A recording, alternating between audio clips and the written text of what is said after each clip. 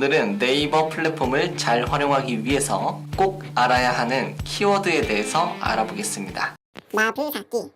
안녕하세요. 마블사키 채널의 남규입니다. 블로그든 스마트 스토어든 네이버 안의 모든 마케팅의 핵심은 키워드입니다. 단어를 영어로 워드라고 하죠. 여기에 열쇠라는 뜻의 키가 붙은 거예요. 즉 정확히 말하자면 키워드는 그냥 단어가 아니라 원하는 정보를 쉽게 찾을 수 있는 단어라고 말할 수가 있어요. 예를 들어 보겠습니다. 제목에 오늘 먹은 음식이 맛있어서 행복해요 라고 적었다면 여기에 키워드가 뭘까요? 음식일까요? 네, 여기엔 키워드가 없죠. 이렇게 쓰면 그 글이 노출될 수가 없어요. 키워드가 없기 때문에. 자, 이번엔 진짜예요.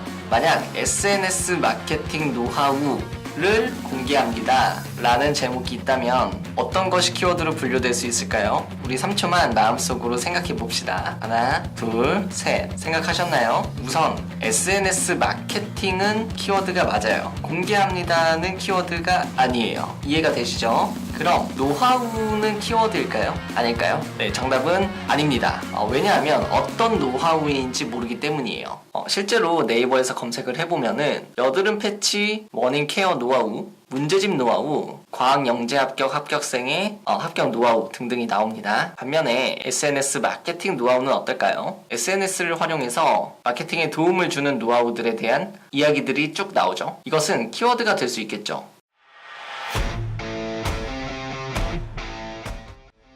그리고 네이버는 사람들이 자주 키워드들을 묶어가지고 나타내주는데요. 이게 바로 자동완성어, 연관검색어, 이 모든 것들은 다 키워드라고 할 수가 있어요. 참고로 자동완성이란 사람들이 입력할 것 같은 키워드를 자동으로 만들어준 것이고, 연관검색어는 사람들이 이걸 검색했다가 이거랑 관련된 키워드라고 생각돼서 저걸 검색하면은 나오는 겁니다. 그런데 키워드들을 쫙 깔아놓고 보니까 비슷비슷해 보이는 키워드가 많은 거죠. 이 중에서 한 가지만 고르라고 한다면 어떤 키워드를 사용해야 할지 처음에는 감이 안 오실 거예요. 자, 마부사키 마케팅의 제1원칙이죠. 사람들이 원하는 것을 찾는다. 당연히 키워드도 예외는 아닙니다. 우리는 이제 통계를 통해서 객관적으로 키워드를 찾는 방법들을 알아볼 거예요. 우선 네이버에 네이버 광고라고 검색합시다. 네이버 아이디로 로그인을 눌러서 회원가입을 해주시면 됩니다. 이때 사업자 등록증이 있으시면 사업자 광고주를 하시면 되고, 없는 분들은 개인 광고주를 선택해서 회원가입을 하시면 됩니다. 가입하실 때 이메일 인증을 받으셔야 하니까 참고하세요. 검색 광고 시스템을 누른 후에 상단의 도구, 키워드 도구를 선택합니다. 키워드를 입력하면 월간 검색수를 볼 수가 있어요. 지금 보시면 검색수는 PC와 모바일 두 개로 나뉘어져 있죠. 어떤 것을 보는 게 좋을까요? 왠지 모바일이 중요할 것 같지 않나요? 맞습니다. 포스팅의 목적과 키워드의 분류에 따라서 조금씩 다를 수는 있지만 대부분의 경우는 모바일을 위주로 검색수를 파악하시면 됩니다. 만약에 그 키워드 검색량이 몇이야 라고 여쭤보신다면 일반적으로 모바일 검색량을 뜻하는 겁니다. 자, 이제 네이버 마케팅을 하기 위한 모든 준비는 다 끝났습니다. 이제 본격적으로 활용을 해볼 건데 물 한 잔 드시고 오세요.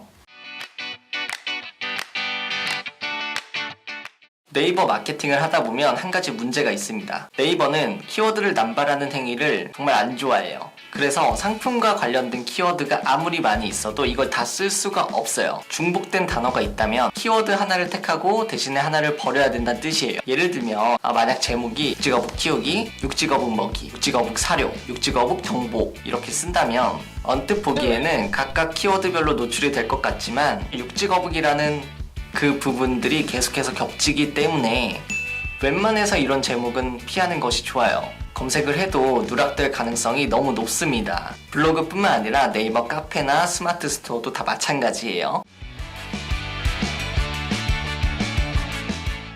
모든 키워드는 상대적이다. 혹시 들어보셨나요? 이 원리를 이해하면 블로그든 스마트 스토어든 다 상위 노출시킬 수가 있습니다. 키워드는 두 가지로 분류할 수가 있어요. 메인 키워드, 세부 키워드. 나누는 기준은 월간 검색수입니다. 월간 검색수가 높은 것을 토대로 높은 쪽을 크다는 의미에서 메인 키워드라고 부르고요. 검색량이 낮은 쪽을 세부 키워드라고 부릅니다. 제가 예시를 하나 들어볼게요.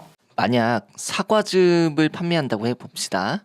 연관 키워드 조회 결과 이렇게 나왔어요. 자, 여기서 메인 키워드와 세부 키워드를 골라볼게요. 딱 정해진 건 없지만 지금 이 화면 안에서만 높고 낮음 정도는 가늠을 할 수가 있죠. 딱 봐도 사과즙은 23,000이에요. 23,000 정도면 꽤 높은 편이에요. 반면에 유기농 사과즙은 680이죠. 이 정도면 적당하게 낮은 편이에요. 근데 검색량이 높으면 좋은 거 아닙니까? 그래서 제목에다가 사과즙 이렇게만 쓰시려는 분들이 있으신데 검색량이 높다는 뜻은 상업적으로 가치가 높다는 뜻이고 그만큼 그 키워드를 노리는 경쟁자가 많다는 뜻이에요. 그만큼 굉장히 치열하겠죠. 여기에는 일반인만 있는 게 아니라 마케팅 대행사들도 있고요. 너무나도 높은 경쟁들 때문에 검색이 누락될 확률이 너무 높습니다. 저 멀리 안드로메다로 날아가서 페이지 안에도 내 상품이나 글이 안 뜰 수가 있어요. 만약 상위에 노출이 된다고 하더라도 금방 뒤로 밀릴 확률이 높습니다. 왜냐면 나도 저 키워드를 쓰지만 다른 사람들도 다 똑같이 저 키워드를 쓰거든요. 그랬을 때 나보다 더 잘 키운 블로그, 나보다 더 잘 파는 스마트 스토어가 똑같은 키워드를 쓰면 아무래도 경쟁에서 밀릴 수밖에 없겠죠. 쉽게 말해서 검색량이 높은 메인 키워드는 파급력이 좋지만 상위 노출을 하기 어렵고 빠르게 뒤로 밀릴 확률이 높습니다. 반면에 검색수가 낮은 키워드들은 파급력은 상대적으로 좀 낮지만 상위 노출되기가 쉽고 비교적 오랫동안 순위를 유지할 수가 있어요. 그래서 처음에는 세부 키워드를 추천하는 겁니다. 그러면 낮은 키워드는 몇 정도입니까? 낮다는 것은 월간 검색수 기준으로 딱 정해서 말씀드리긴 어려워요. 이게 검색량만 가지고 경쟁을 나누는 건 아니기 때문에 블로그 같은 경우에는 전체 글의 개수라든지 체류 시간이 얼마나 높은 블로그인지도 따져봐야 되고 스마트 스토어 같은 경우에는 상품 수나 카테고리에 노출이 되어 있는지 등등을 고려해야 되거든요. 어쨌든 키워드만 따진다면 1000 이하를 보고 낮다고 이야기를 할 수가 있고 세부 키워드로 처음에 진입할 때 적당한 키워드라고 볼 수가 있습니다. 아마 이 정도는 웬만해서는 다 거의 다 노출이 되실 거예요.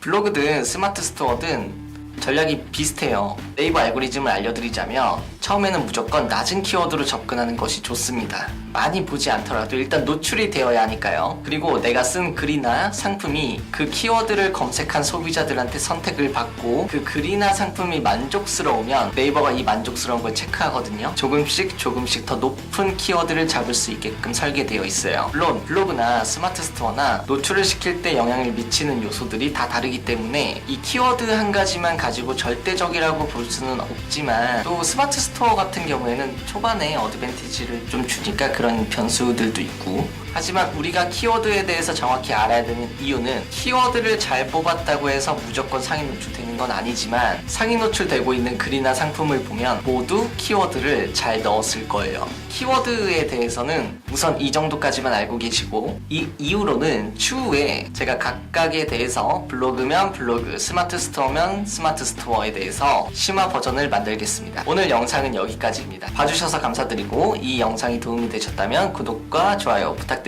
좋은 하루 되세요. 감사합니다. 마부사키 채널의 남규였습니다.